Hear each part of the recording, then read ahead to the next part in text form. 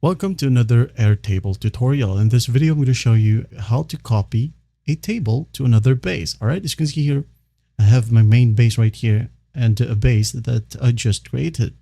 I'm going to click on this one. Now, let's say, for example, I wanted to move the whole data in this project.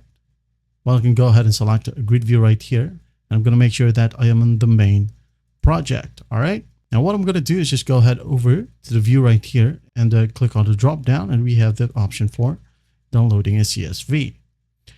Now let's say, for example, that you just wanted to download an item from here or a tab from here. For example, scripts.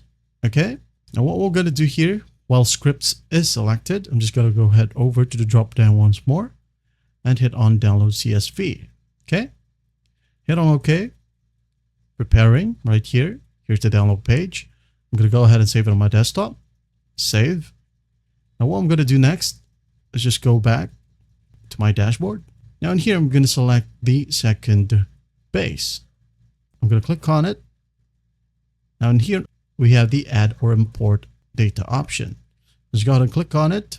Now go ahead and select a CSV. Click on it. As you might remember, we have saved it on our desktop. So I'm going to go ahead and select local files and browse files. Here we have the CSV. Click on it and hit on open. Upload. Wait for it to finish. It's done. And it will ask you, where do you want to import into? All right. You can go ahead and create a new table or just go ahead and straight up upload it to table 1 and hit on next. Right? Hit on import. There you have it. That's basically how you copy an Airtable table to another base. Well, I hope this video helps, and I'll see you in the next one.